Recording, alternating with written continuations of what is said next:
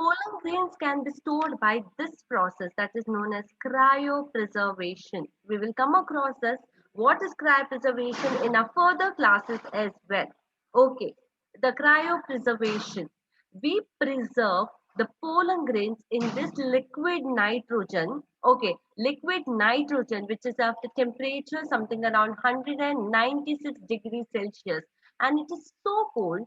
Okay, if I can explain it to you, it is too cool or a cold in nature, that liquid nitrogen, that the feeling of the liquid nitrogen itself is like too chilling. Like if you example, if you put your finger inside the liquid nitrogen also, then it will probably come in your hand. It will break and come in your hand because of the kind of the coolness and the dropped temperature is of liquid nitrogen, that is around 196 degrees Celsius. Now, why the cryopreservation is done? The cryopreservation is done so that for a very long time, this can be preserved. Okay, this can be preserved. For example, seeds are preserved. Any other explants which are about to get eliminated or exhausted from the environment, such plants, seeds, leaves, flowers, pollen grains are being stored. Now, for example, think.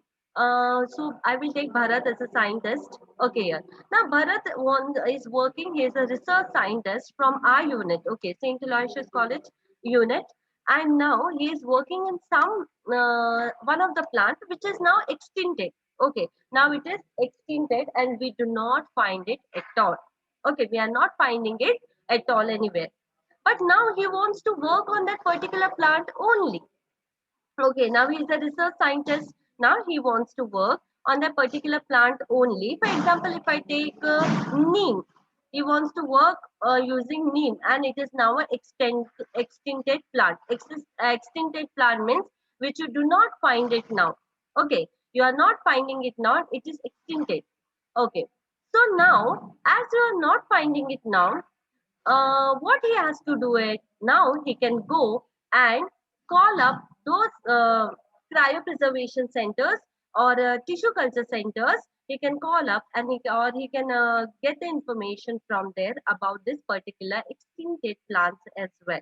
Why? Because they have preserved these, any of those, like for example, they have preserved some explants of it, they have preserved some pollen grains of it, seeds of it, or any other part of that particular plant, from where he can get the information and the small part of the plant as well, for because of which he can continue his research studies.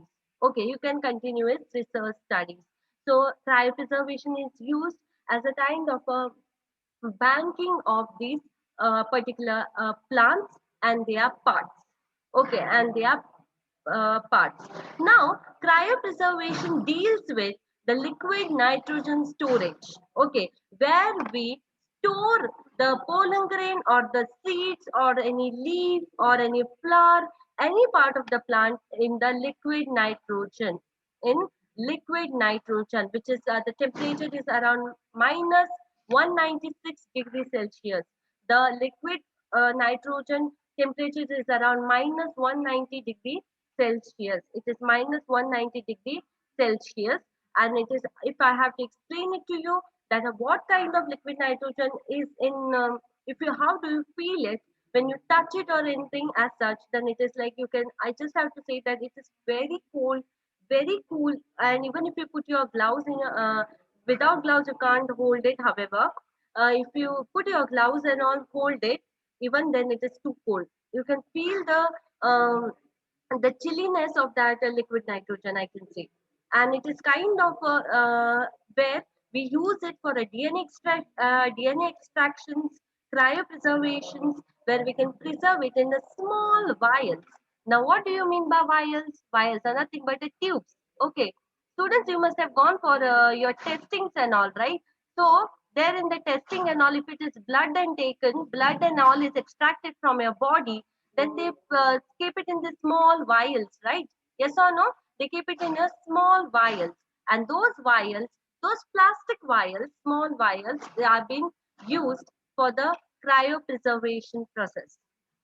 Okay, those vials are being used where we can store it in the liquid nitrogen. This is where we can store it. Okay, this is the liquid nitrogen, the container. So I can say, and there, this is this from where we can hold. It is kind of a, I can say one kind of a stand from where we can just take out the liquid nitrogen. Okay, but it is very difficult. First thing, liquid nitrogen is very costly. Second, if it is only the ones who can handle it professionally can use it, because it is very dangerous as well. We need to handle it with lot of care. We have to handle it with lot of care. By using this particular thing, we can take out the liquid nitrogen. Okay, otherwise also, if you are a fan of any dish shows and all, cooking shows or any such thing, you must have come across liquid nitrogen also. In the cooking shows and all, mostly in any master chefs or any such shows, if you have seen where they cook using liquid nitrogen, where a kind of a smoke like will be coming out from that liquid nitrogen, a kind of a smoke like thing will be coming out because it is too cold. Okay, it is too cold. Okay, so because of the chilled nature of the liquid nitrogen, there you find that kind of a smoke coming out of it. I am just telling you the smoke that you, so that you can understand it. Okay, it is not actually the smoke, but you can understand. For example, when you are when you are gone to any cold areas or any hilly areas, or during the winter seasons and all, when you from your mouth you can feel that kind of chilliness or the kind of a smoke, where I can where I can make you explain it. Yes or no? Because of the cold nature of it. Yes or no? The chilliness in the air. Yes, the cold nature of the air, because of which you find it, because of which you feel that kind of a smoke which you find around. The similar way, the liquid nitrogen also will give out that kind of a smoke, or I can say the chilled feeling in the air once that liquid nitrogen is in contact with the air. Okay, is in contact with the air. So the liquid nitrogen is used for the preservation, and that preservation is known as cryopreservation. This preservation is known as cryopreservation. Okay, used in a crop breeding programs, yes. So I gave you the example, right, where I had given you the example where Bharat as a scientist is working in his research project where he wants to know about the neem. Yes, he wants to know about the neem, and he wants to do his project. So if he wants to know about the neem, he has to get some part of it. Yes or no? Because I already told you that particular plant is not available now. You do not find it anywhere. So now when you have to find it somewhere, you can ask the places where it is cryopreserved. Okay, where it is cryopreserved. Okay, some of the tissue culture centers, there you find this X plants where they preserve it. For example, the root of the plant, shoots of the plant, the seeds, the pollen grains, where they store it. Okay, where they store it. Now, used in crop breeding programs means what? I will tell you. See, students, what happens here is now in each day as a population goes on increasing, there is a lot many people where we have to feed. Yes or no? There are a lot many people where we have to feed. For example, a kind of a green revolution was done where we have improved our crop breeding programs, like we are improved our agricultural ways, our agriculture methods. Yes or no? There where we have started using new fertilizers. Yes, started using drip irrigation method, started using different biofertilizers. Yes, so these were the different crop techniques, new breeding techniques we have improved. Yes, now used in a crop breeding programs is where we can store.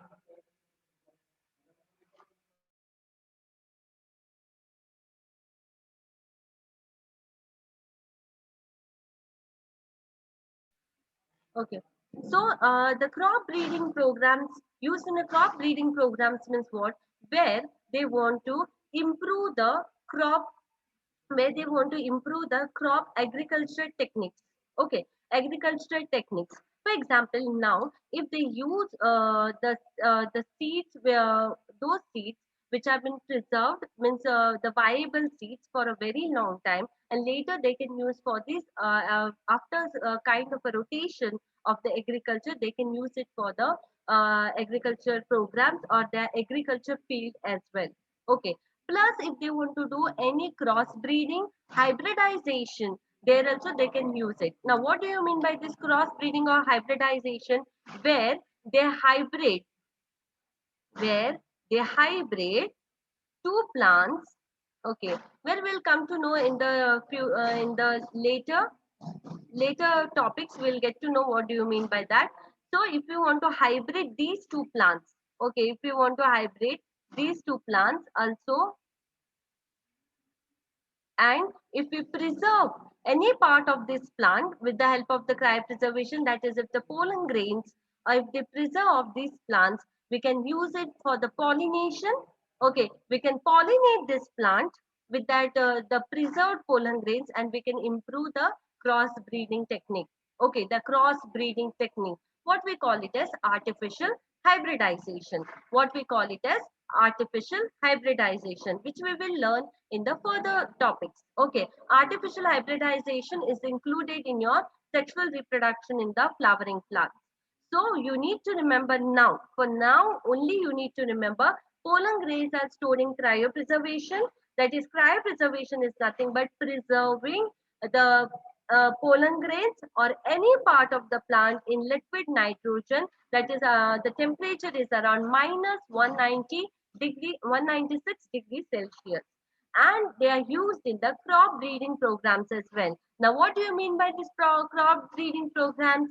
Crop breeding programs is nothing but where the pollen grains can be used for the hybridization. The pollen grains can be used for the artificial hybridization or any kind of hybridization programs. Hybridization programs. So here, can you see your students? Here, where they are growing it in the laboratories and all, the plants. So this is where by artificial hybridization, they can grow it. Okay, they can crossbreed it. They can crossbreed two plants, and they can use the pollen grains. They can use the pollen grains for the pollination. They can use the pollen grains for the pollinations, which they preserve using cryopreservation. Okay, which they preserve using cryopreservation. For example, now I have preserved this pollen grains. Okay, these are very important pollen grains, students.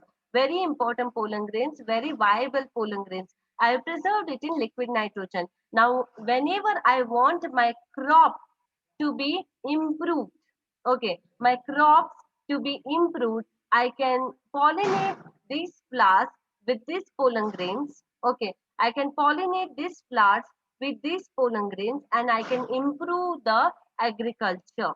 I can improve the agriculture. Okay, so this is how uh, this is how your the liquid nitrogen is present, and from where you can take it out also. Okay, so this is about the pollen grain. Is it clear to everyone? Yes, is it clear to everyone? Is it the pollen grains are used? Now coming to pistil, megasporangium, ovule and embryo sac. Now, until now we were only studying about the male. Yes or no? Until now we were only studying about the male gametophyte. So now we will study about the female gametophyte. Yes, now we will study about the female gametophyte or the female reproductive structure. Okay, that is female reproductive part of the flower. Now here, pistil. What is this pistil? Pistil is nothing but all together. The gynoecium part is the pistil. That is the ovary, style, and stigma. The ovary, style and stigma altogether is called as pistil. Yes, the ovary, style and stigma altogether is called as pistil.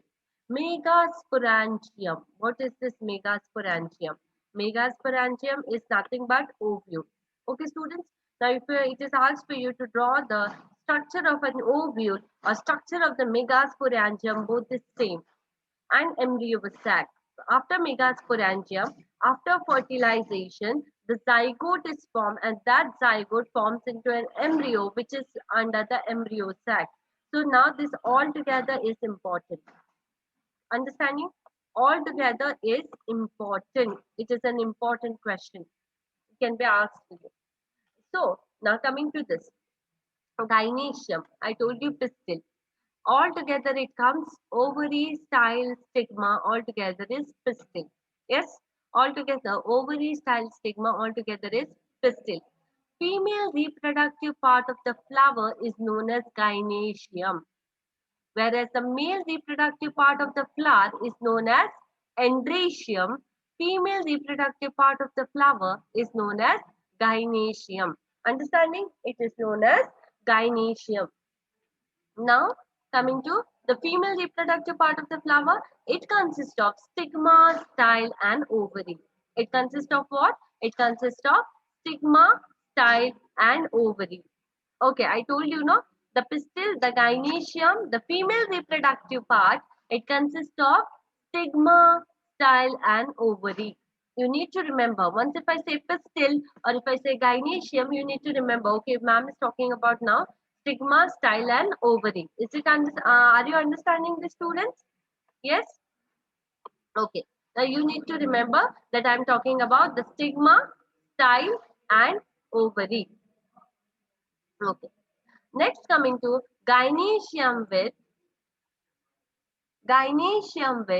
single pistil or carpel. The carpel which covers the sepal or the carpel part which covers the flower. Gynaecium with single pistil or carpel is known as monocarpellary. It's important. Now, if it is asked for you, what do you mean by monocarpellary?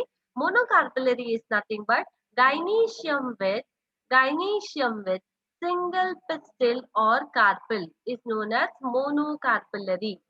Gynaecium with single pistil or carpel is known as monocarpellary. Okay. Gynaecium with more than one pistil or carpel is known as multicarpellary. What it is known as? Multicarpellary. Your mono means one and your multi means many. Yes, multi means many. Gynaecium with more than one pistil or carpel is known as multicarpellary, and yes, and gynaecium with single pistil or carpel is known as monocarpellary. Are you understanding, students? Yes, did you get this part? Gynaecium is the pistil, that is the female reproductive part. Once again, I am saying it is the female reproductive part, whereas it consists of stigma, style, and ovary. It consists of stigma, style, and ovary. Gynaecium with single pistil or carpel is known as monocarpellary. Gynaecium with more than one pistil or carpel is known as multicarpellary. Then there are, in that multicarpellary, more than one, it is bicarpellary if there are two carpels, and tricarpellary if there are three carpels. Yes, you all know about the carpels.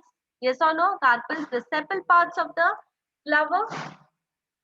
If it is two, it is bicarpellary. If it is three, it is tricarpellary. If it is two, it is bicarpellary, and if it is three, it is tricarpellary. Okay. So once again, I'm repeating. Pistil megasporangium, that is also known as ovule, and embryo sac. This is all nothing but the female gametophyte. It is the female gametophyte, or comes under the female reproductive part. Now, the gynaecium consists of stigma, style, and ovary. Gynaecium with single pistil is known as monocarpellary. More than one, it is known as multicarpellary, where if it is 2 bicarpellary, if it is 3 tricarpellary. Okay. Now coming to this two. These are important students because why?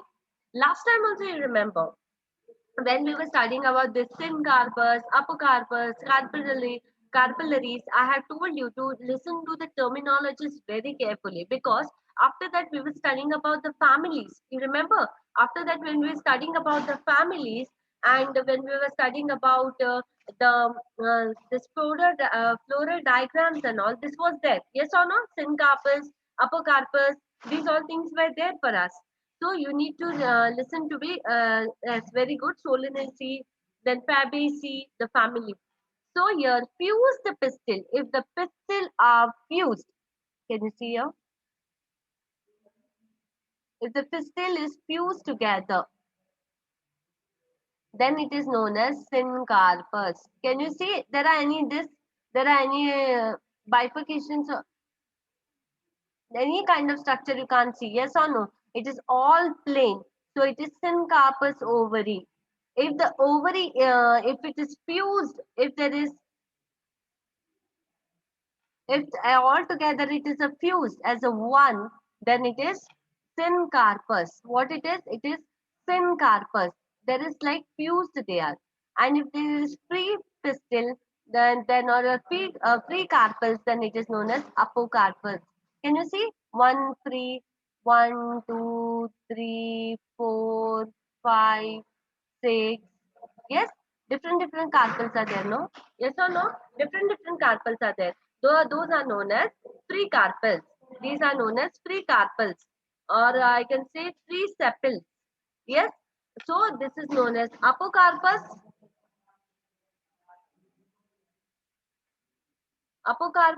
and this is known as syncarpus.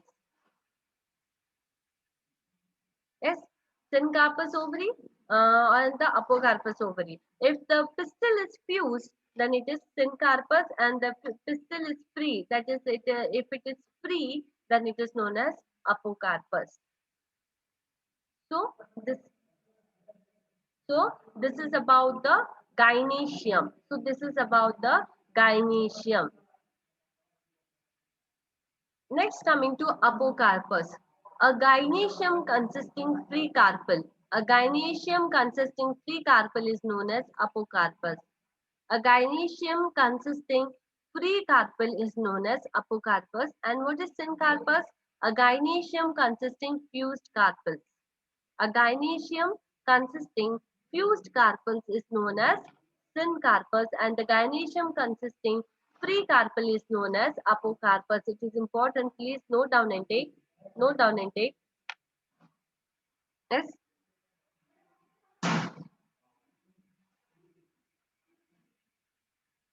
Okay. Understood?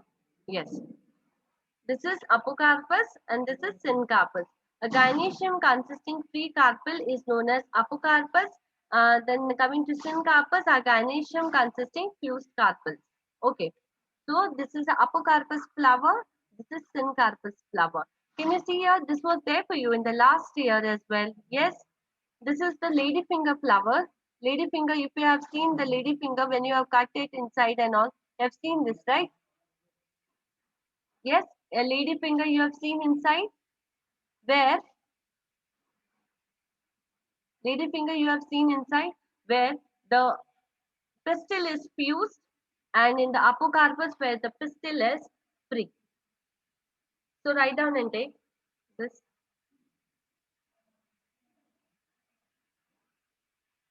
Okay. Important. Next coming to pistil.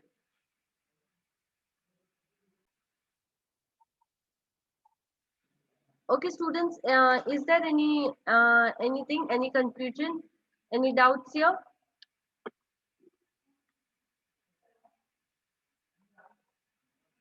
Okay, so once again, I'll repeat here, students. Pistil is the female reproductive part.